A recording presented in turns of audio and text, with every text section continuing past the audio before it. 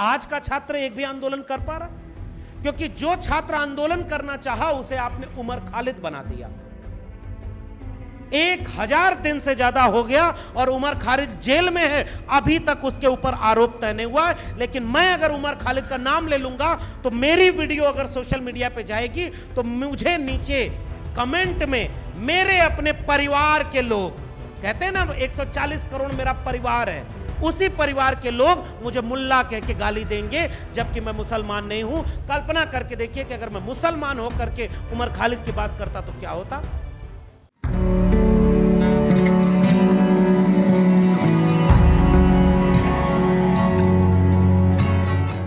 हौसलों में फकत उतार सही, वक्त ज्यादा ही बेहिसाब सही, नाउम्मीदी से लाख बेहतर है एक उम्मीद दागदार सही। कोई भी रात इतनी घनी रात नहीं होती कि सूरज के उगने की उम्मीद ही खत्म कर दे। कोई भी वक्त इतना बुरा हो ही नहीं सकता कि लड़ने की जगहें खत्म हो जाएं।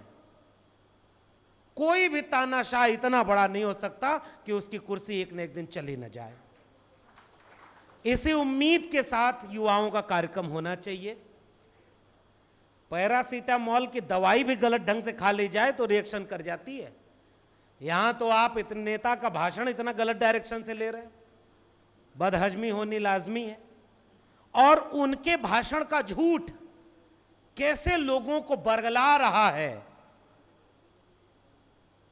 पापा युद्ध रुकवा दिया, हमें विदेश से बाहर से ले आए। सोचिए, खुले आम झूठ। पहले क्या होता था, झूठ उठ कोई बोलता था तो अगल बगल देख लेता था कि कोई सुन तो नहीं रहा है कि हम सामने वाले को मूर्ख बना रहे हैं। अब तो खुलेआम मूर्ख बनाया जा रहा है। ये देख करके कि मान जाते, कितने पापा लोग इस पे खुश हो गए, हां युद्ध रुकवा दिया, हमें तो पता ही नहीं था। और जो युद्ध लड़ रहे हैं उन्हें भी पता नहीं कि अरे कब रुका, किसने रुकवाया। ऐसे वक्त में जब झूठ का बोलबाला है, सच की लड़ाई लड़ना अपने वक्त में जिंदा होने की निशानी है। क्योंकि जो झूठ बोल रहा है ना, उसके पास झूठ को फैलाने के रास्ते बहुत ज्यादा हैं।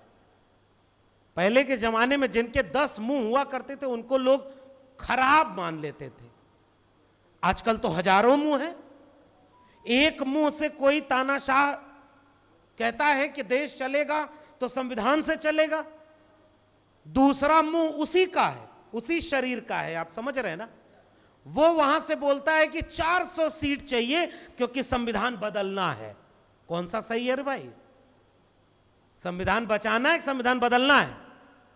ऐसे वक्त में सोशल मीडिया से कैसे आप, क्योंकि एक बात तो सही है कि जो मेन स्ट्रीम मीडिया है उसने 2000 की नोट में चिप ढूंढने का भी झूठ को झूठ नहीं माना, तो हमारे और आपके सच को क्या दिखाएगा। पहले छप के बिका करते थे जो अखबार, वो अब बिक के छपा करते हैं। ऐसे वक्त में जब मीडिया उनकी दरबारी हो चुकी हो तो सोशल मीडिया आपका हथियार है।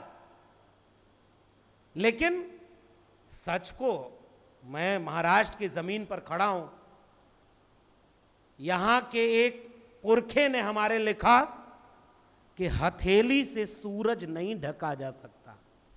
उनका नाम है महात्मा ज्योतिबा फूले, और उन्होंने जो सबक हमें सिखाया है, स्याह रात नाम लेती नहीं ढलने का, यही तो वक्त है सूरज तेरे निकलने का। और इसलिए ये बात हम खुद बताएंगे कि जब हमारे एक दोस्त यहां पर खड़े होकर रोहित वेमुला, पायल तड़वी को याद कर रहे थे, मुझे अपनी किताब का कुछ चैप्टर याद आने लगा था। आपका मन करे तो पढ़िएगा। मैं अपनी किताब का प्रचार करने नहीं आया हूं क्योंकि मैं प्रधानमंत्री नहीं हूं। वो एक सूचना थी जो आप तक पहुंच गई, आपका मन करे तो पढ़िएगा। वैसे एक सूचना ये है कि मराठी में लोगों ने उसे इतना प्रेम दिया है कि उसका मराठी में भी ट्रांसलेशन हो रहा है, जो बाबा साहब की जयंती के पहले लॉन्च हो जाएगा, और हो सकता है वो मराठी में भी आपको पढ़ने को मिले। यानी प्रोफेसर की डायरी मराठी में भी आ रही है। और उस किताब को इसलिए याद कर रहा हूं कि वो पूरी की पूरी किताब मैंने डेडिकेट की है तो रोहित वेमुला और उनके जैसी अधूरी रह गई संभावनाओं के नाम। इस कार्यक्रम का नाम है युवा परिषद। तो इस देश के नौजवानों का आइकॉन कौन होना चाहिए? हमें इस मंच से रोहित वेमुला को याद करना पड़ेगा, जिनकी सांस्थानिक हत्या की गई। एक ऐसा नौजवान जो कार्ल सैगन की तरह वैज्ञानिक बनना चाहता था, फेलोशिप रोक दी। क्यों रोकी? रोहित वेमुला, महाराष्ट्र के लोगों, इशारा आप भी समझते होंगे, अगर रोहित वेमुला जय भीम बोलते हुए उनका वाला नारा भी लगाने लगता तो उससे किसी को कोई दिक्कत नहीं होती। जैसे महाराष्ट्र में बहुत सारे लोग जय भीम बोलते हैं, दिल्ली पहुंचते पहुंचते वो कुछ और हो जाता है। समझ रहे हैं ना? लड़ाई देखिए, इस मंच पर खड़े होकर केवल अपने वैचारिक प्रतिपक्षी की आलोचना करें, इतने से ही काम नहीं चलेगा। थोड़ा झाड़ू घर के अंदर भी लगाना पड़ेगा। कहीं गलती हमारी भी तो है कि बाबा साहब डॉक्टर अंबेडकर ने मंदिर जाने के आंदोलन को बंद कर दिया एक समय के बाद, और जाते जाते मिलिंद कॉलेज जैसा कॉलेज खोलकर गए और ये कह के गए कि शिक्षा वो शेरनी का दूध है, उसे जो पिएगा वो दहाड़ेगा। एजुकेट, ऑर्गेनाइज और एजिटेट। शिक्षित बनो, संगठित रहो, संघर्ष करो। आज बाबा साहब होते तो उसमें कुछ चीजें और जोड़ते और उसको कहते कि रीड, राइट एंड फाइट। पढ़ो, लिखो और लड़ो। ये आपके नौजवान और जिंदा होने दोनों का पर्याय होगा। और बाबा साहब का बनाया हुआ संगठन कितने टुकड़ों में बटा है, ये हमसे बेहतर आप जानते हैं। बुद्धिस्ट सोसाइटी ऑफ इंडिया के कितने टुकड़े हुए, रिपब्लिक पार्टी ऑफ इंडिया के कितने टुकड़े हुए। तो ये कुछ मूल्यांकन तो हमें अपना भी करना होगा, क्योंकि यहीं बगल में नागपुरी संतरे के बाद जो एक चीज और प्रसिद्ध है, अगले साल उसका 100 साल पूरा होने जा रहा है। मैं नाम नहीं लूंगा क्योंकि एक वैचारिक मंच है और समझदार को इशारा काफी। इस मंच से अगर नाम लेंगे तो हम अपने वैचारिक लोगों का नाम लेंगे, संविधान का नाम लेंगे। बाकी किसी को हम उतना महत्वपूर्ण नहीं मानते कि ऐसे वैचारिक मंचों से उनका नाम लिया जाए। लेकिन इस बात को कहना आज के वक्त में जरूरी है कि जब हमारा एक साथी यहां खड़े होकर एक भारत का दृश्य आपके सामने रख रहा था कि इस देश के विश्वविद्यालय, स्कूल और कॉलेज अब इतने सांप्रदायिक हो गए हैं कि एक शिक्षिका अपने ही विद्यार्थी को बुलाकर उसको मुस्लिम होने की वजह से ऐसी बात बोलते हुए उसी के विद्यार्थियों से पिटवा रही है। जहर का पता नहीं साहब कितना फैल चुका है। और मेरे अपने दिल्ली विश्वविद्यालय, जिससे मुझे निकाल दिया गया, मैं तो एक बहिष्कृत प्रोफेसर हूं। मैंने बचपन में चाय नहीं बेची, लेकिन मेरे घर वालों ने दूध बेचा। मैंने भीख नहीं मांगी, मेरे घर वालों ने मेहनत किया और मुझे पढ़ाया। अगर हमारे घर वाले न होते तो हम यहां तक नहीं पहुंच पाते। और जिस प्रोफेसर की डायरी की बात मैं करना चाहता हूं, वो बिके, कितनी बिके ये इंपॉर्टेंट नहीं है, लेकिन जिस कलम और किताब ने हम जैसे नौजवानों को बनाया है, उस कलम और किताब की कहानी है प्रोफेसर की डायरी में। इसलिए आपको उसे पढ़ना चाहिए कि अगर कलम और किताब न होती तो मैं यूपी के आजमगढ़ में कई गाय भैंस चरा रहा होता, दूध बेच रहा होता। आज मैं 14 साल प्रोफेसर रहने के बाद, इलाहाबाद यूनिवर्सिटी का टॉपर होने के बाद, आंख में आंख डाल करके तानाशाहों से निडर होकर सवाल पूछने के बाद, नौकरी से निकाल दिए जाने के बाद भी उन्होंने सोचा था कि नौकरी छीन लेंगे तो चुप हो जाएगा, डर जाएगा। हमने भी तय कर लिया कि जुल्म के साये में लब खोलेगा कौन, और हम भी चुप रहे तो फिर बोलेगा कौन। ये जो हिम्मत और ताकत मिली है, ये कलम और किताब से मिली है, अपने वैचारिक पुरखों से मिली है। इसलिए आज के नौजवानों को एक पैगाम अगर कोई देना चाहेंगे हम, तो कलम और किताब हर हाथ तक पहुंचे, ऐसा भारत बनाना होगा। और इसलिए मैं कह रहा हूं, उस प्रोफेसर की डायरी में मैंने वो फलसफे लिखे हैं कि आज वही कलम और किताब कैसे लोगों के हाथ से छीनी जा रही। हमारे एक दूसरे दोस्त जब अभी हमसे ठीक पहले बोल रहे थे, कहां तो इस देश में ये नारा लगा था, समाजवादी आंदोलनों का नारा हुआ करता था, रोटी कपड़ा सस्ती हो, दवा पढ़ाई मुफ्ती हो। पढ़ाई और दवाई मुफ्त हो, किसी की जेब में पैसा है इससे तय ना हो कि उसे पढ़ाई मिलेगी या नहीं मिलेगी, वो स्कूल मिलेगा या नहीं मिलेगा। और आज कहां पहुंच गया, पढ़ेगा इंडिया तो आगे बढ़ेगा इंडिया। जुमलेबाजी में नारे तो आपने भी खूब लगाए, और पॉलिसी बनाई न्यू एजुकेशन पॉलिसी, न पढ़ेगा इंडिया न आगे बढ़ेगा इंडिया। ये पॉलिसी बनाई है जिसको new education policy, national education policy कहते हैं। एक एग्जांपल दूं उसका, पहले यूजीसी हुआ करता था, यूनिवर्सिटी ग्रांट कमीशन, यानी यूनिवर्सिटीज को चलाने के लिए ग्रांट कौन देगा, गवर्नमेंट देगी। और गवर्नमेंट के पास अपना पैसा तो होता नहीं, गवर्नमेंट के पास तो पब्लिक का पैसा है, और वो पैसा सरकार का शिक्षा रोजगार इसमें खर्च हो तो सरकार पैसा देती है, विश्वविद्यालय स्कूल कॉलेज सरकारी हो, ताकि किसी की गरीबी से, किसी के बेरोजगारी से, किसी का धर्म देखकर, जाति देखकर उसे शिक्षा या दवाई, पढ़ाई या दवाई से वंचित न होना पड़े। इसलिए डेमोक्रेटिक स्टेट में राज्य की जिम्मेदारी थी कि पढ़ाया जाए,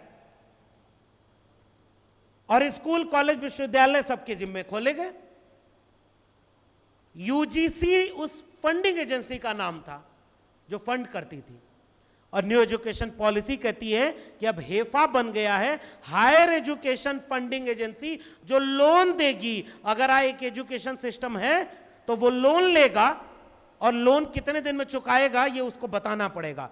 मैं दिल्ली विश्वविद्यालय में पढ़ाता था, हजारों करोड़ रुपए दिल्ली विश्वविद्यालय लोन ले चुका है, जेएनयू हजारों करोड़ रुपए लोन ले चुका है, और एक एमओयू साइन हुआ है, और उस एमओयू में उसे बताना पड़ेगा कि कितने साल में ये पैसा आप वापस गवर्नमेंट को लौटाएंगे।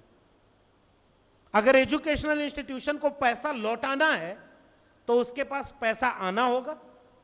तो एजुकेशनल इंस्टीट्यूशन के पास पैसा आने के सोर्स क्या है, दो ही काम वो करेगा, ज्यादा से ज्यादा पैसा आए और खर्च कम हो। खर्च कम हो इसके लिए क्या करेगा, ठेके पर प्रोफेसर रखेगा, ठेके पर कर्मचारी रखेगा, कॉन्ट्रैक्ट पर लोग रखे जाएंगे, और जब कॉन्ट्रैक्ट पर गुरु रखे गए, ठेके पर गुरु रखे गए, उसी दिन जिल्ले इलाही ने जोर से भाषण देके बोला कि हम विश्व गुरु बनने जा रहे हैं, ताकि उधर सबका ध्यान चला गया और इधर से पॉलिसी पर कॉन्ट्रैक्ट टीचिंग आ गई। ये चोरी हो रही है। और ठीक उसी समय पैसा आएगा कैसे, विद्यार्थियों की फीस से। मैं जब दिल्ली विश्वविद्यालय में पढ़ाने गया तो जिस कोर्स की फीस 4,000 रुपए थी, 14 साल बाद उसी कोर्स की फीस लगभग 40,000 पहुंच गई थी। एजुकेशन बिक गई और लोगों को पता ही नहीं चला, क्योंकि उसने तो क्लियर ही नहीं किया कि चौथी पास है या इंटायर पॉलिटिकल साइंस में डिग्री लिया हुआ है। पता है ना, अभी तो डिग्री का भी पता नहीं है, ओरिजिनल है फेक है, इस पर विद्वानों में मतभेद है। लेकिन आपको यह बात तो करनी थी कि आप एजुकेशन तो सबको दें। नौजवानों का सम्मेलन हो रहा है, एक बात सोचकर बताइए, अगर एजुकेशन छीन ली जाएगी, एक पीढ़ी लगभग 65 करोड़ लोग नौजवानों की उम्र के हैं इस देश में। दुनिया का सबसे नौजवान देश कौन है, भारत। तो दुनिया के सबसे ज्यादा युवा कहां हैं, भारत में। लेकिन दुनिया के सबसे ज्यादा युवा क्या यूपीएससी की तैयारी कर रहे हैं, क्या एसएससी की तैयारी कर रहे हैं, क्या मेडिकल और इंजीनियरिंग की तैयारी कर रहे हैं, क्या विश्वविद्यालयों में हैं? नहीं, कांवड़ ढोने में है, दंगे में है, धार्मिक लड़ाई कराने में है। अगर ये दुनिया के सबसे ज्यादा युवा विश्वविद्यालय स्कूल कॉलेज में होते तो वाकई विश्व गुरु बन जाते।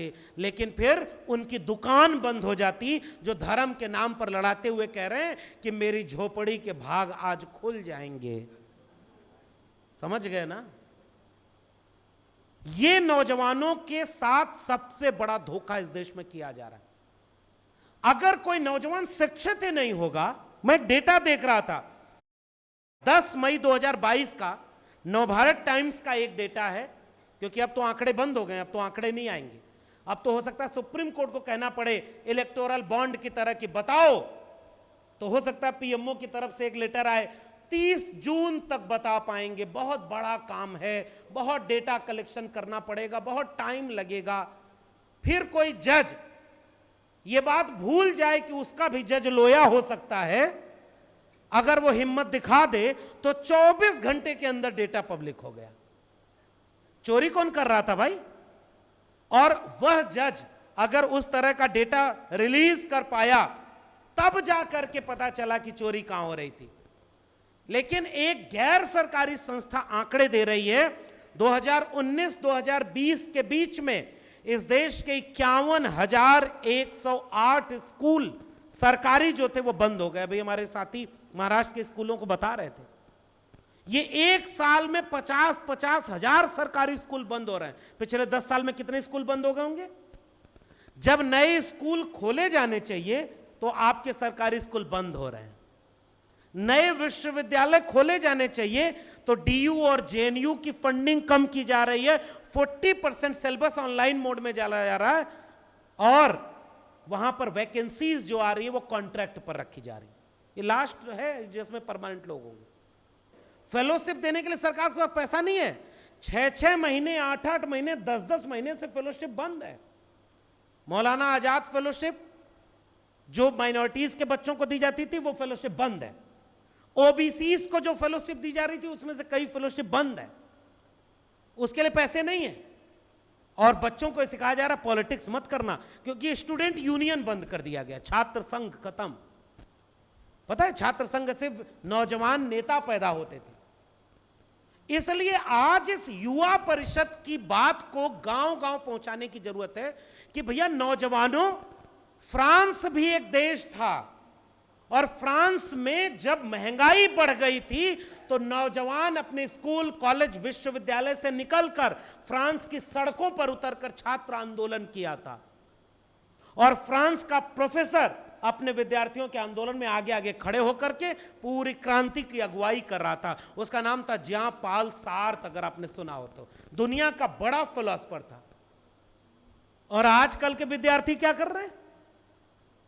कॉलेज कैंपस के भीतर जय श्री राम का नारा लग रहा है, प्रोफेसर भी झूम रहा है, विद्यार्थी भी झूम रहा है, क्योंकि दोनों को पता है ये वीडियो बना करके वहां नागपुर के हेडक्वार्टर तक जाएंगे तो विद्यार्थी का पीएचडी में एडमिशन हो जाएगा, प्रोफेसर वाइस चांसलर बन जाएगा और जो अगला उसका स्टूडेंट है वो उधर हो जाएगा, क्योंकि मेरिट का तो कोई मतलब नहीं रहा।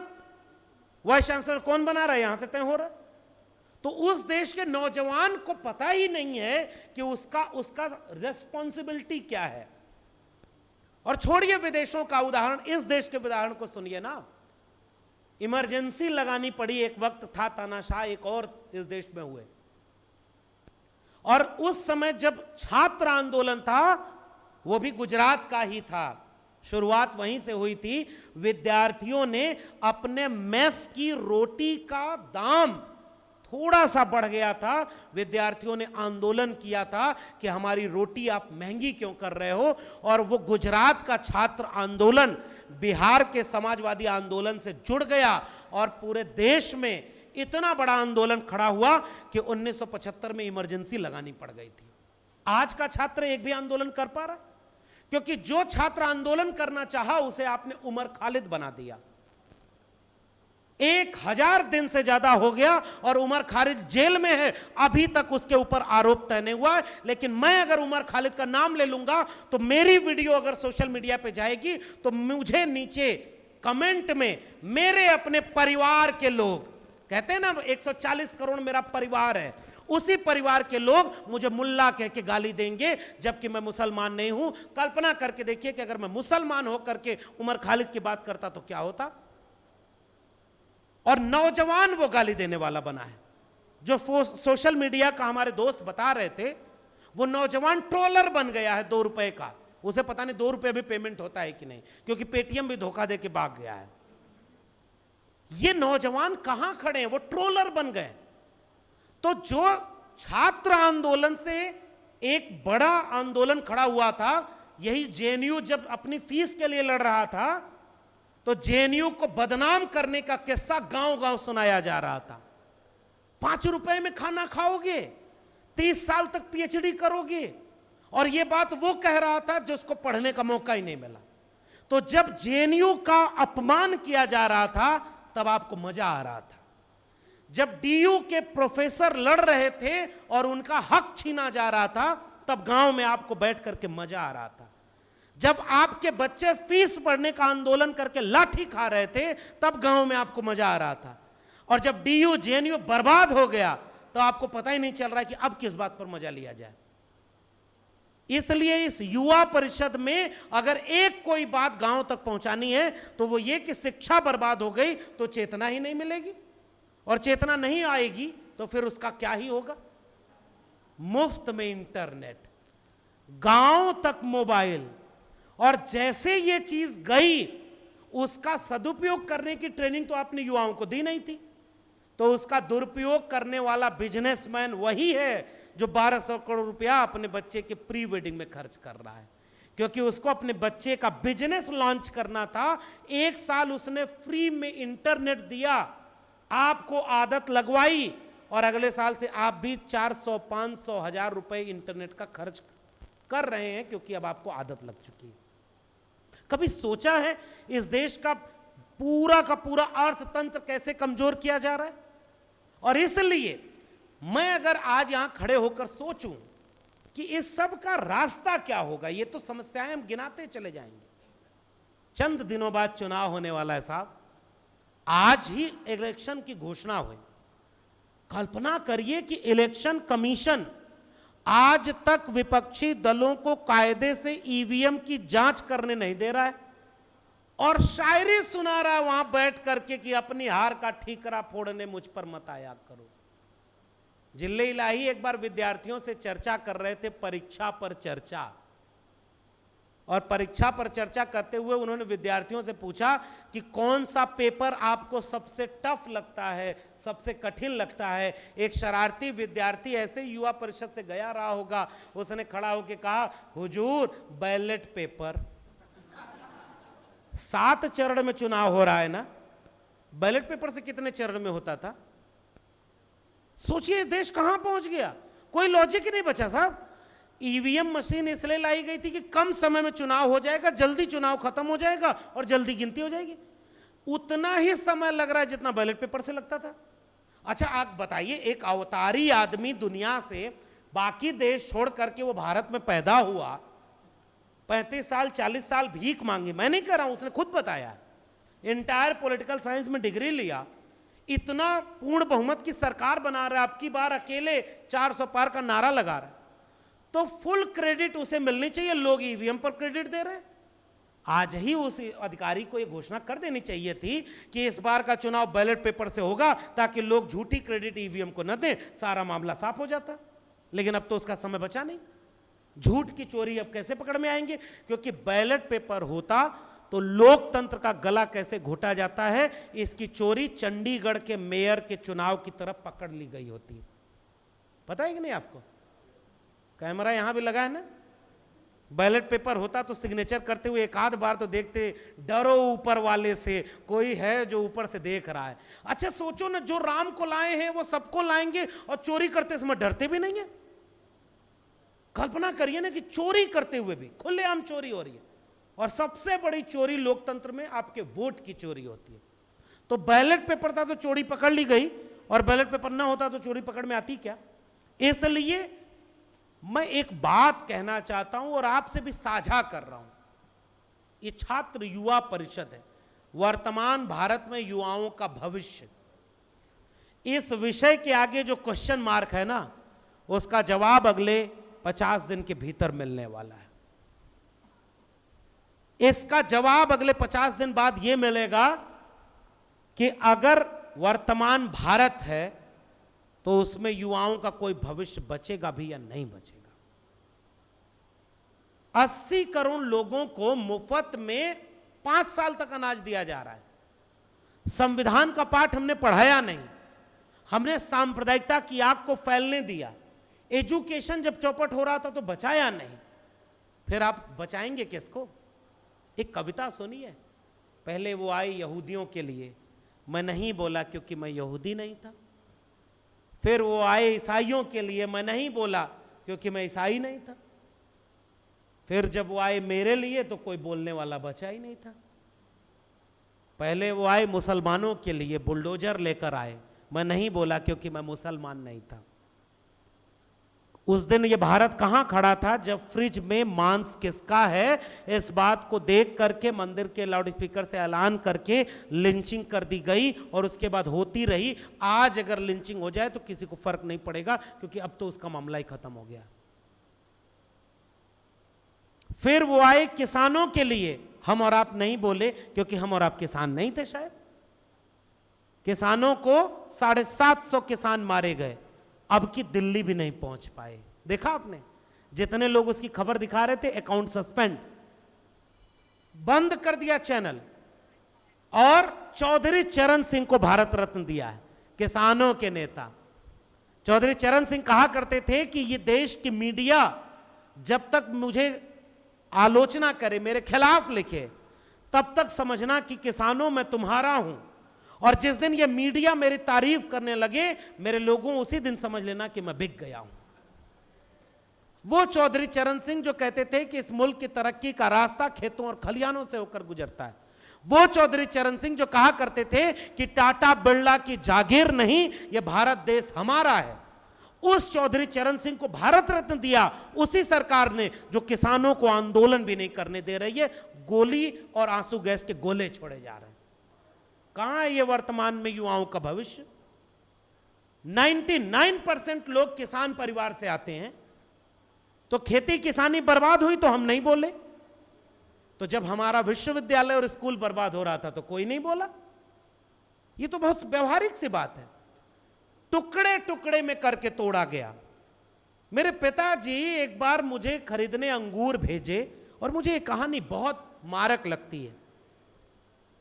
मैंने सोचा कि कम पैसे में ज्यादा अंगूर खरीद कर दिखाऊंगा, तो मैं अंगूर लेके आया, और मैंने कहा 10 रुपए में देखिए 5 किलो अंगूर लेके आया। हालांकि ये तब की बात है जब रुपए की कीमत डॉलर की तुलना में, अब तो इतना अंगूर कहां मिलेगा। उन्होंने कहा कि ये सस्ता क्यों ले आए। मैंने कहा कि ये अलग अलग टुकड़े में पड़ा हुआ था उसी ठेले पर। तो कहे दूसरा अंगूर कितने रुपए था। मैंने कहा वो 20 रुपए किलो था। उन्होंने पूछा कि क्यों वो महंगा था, कुछ समझ पाए। मैंने कहा नहीं, केवल इतना ही था, वो गुच्छे में था और ये टूटा हुआ था। उन्होंने कहा इससे यही सीख मिलती है कि अगर टुकड़े में बिखरे रहोगे तो औने पौने दाम पर खरीदे और बेचे जाओगे, अगर एकजुट रहोगे तो तुम्हारी कीमत ज्यादा लगेगी। आज अगर इस देश को बचाना है और नौजवानों को बचाना है, तो ये जितनी लड़ाइयां हम अलग अलग लड़ रहे हैं, उन सारी लड़ाइयों को एक जगह लाना होगा। और इसलिए मैं आपकी बहुत बधाई देता हूं कि आपने 80 संगठनों को एक जगह लाने की कामयाबी हासिल की। और इस लड़ाई को लड़ा कैसे जाएगा, इस लड़ाई को लड़ने का क्या टूल है? झूठ के सामने सच की लड़ाई, नफरत के सामने मोहब्बत की लड़ाई। कल्पना करिए, मैं जिस कॉलेज में पढ़ाता था, मेरे कॉलेज में हर तरह के लोग हुआ करते थे। मेरे कॉलेज का नाम था जाकिर हुसैन दिल्ली कॉलेज। मेरी किताब में मैंने कॉलेजेस के नाम बदल दिए हैं। आपको पढ़ने का मन करे तो जरूर पढ़िएगा प्रोफेसर की डायरी। वो बताएगी कि कैसे मेरे विश्वविद्यालय भी कम्युनल हो रहे थे। हमने अपनी आंखों से उसे कम्युनल होते हुए देखा है। मेरे कॉलेज में जो मुस्लिम बच्चे थे और कर्मचारी थे, वो जहां नमाज पढ़ा करते थे, कुछ दिनों बाद उसी के बगल में कुछ लोग हनुमान चालीसा पढ़कर ठीक उसी समय पर उन्हें चढ़ाने के लिए बैठ गए। क्योंकि आज से 10 साल पहले यही काम जब मेरे गांव में होना शुरू हुआ था, तो मुझे लगा था कि ये मेरे घर तक नहीं आएगी। चेगवेरा दुनिया के बड़े क्रांतिकारी थे। उन्होंने कहा कि अगर आग पड़ोसी के घर लगी हो तो आपका घर बहुत दिन तक महफूज नहीं होता। इसलिए इस देश के नौजवानों को आपस में बांटा गया। इसलिए आज वो नौजवान अपनी फेलोशिप बचाने के लिए भी नहीं लड़ पा रहा है। आज वो नौजवान ये बात समझ ही नहीं पा रहा है कि उसका भविष्य कहां से लूटा जा रहा है। इसलिए मैं कह रहा हूं हमारे यहां हिंदी में एक कविता लिखी हुई है, सच है विपत्ति जब आती है कायर को ही डर पाती है, सूरमा नहीं विचलित होते पग एक नहीं धीरज खोते, विघ्नों को गले लगाते हैं कांटों में राह बनाते हैं, चढ़ खुद विपत्ति पर तू छा जा मेरे किशोर मेरे ताजा, तू स्वयं महाभयकारी है क्या कर सकती चिंगारी है। और ये बात अगर हम इस देश के नौजवानों तक पहुंचा पाए, कोई बचा सकता है अगर इस देश को, तो इस देश का नौजवान ही बचा सकता है। क्योंकि 2019 में इस देश के नौजवानों से वोट मांगा गया था ये कहते हुए कि मेरे फर्स्ट टाइम वोटरों पुलवामा के नाम पर वोट देना। भूले तो नहीं है आप?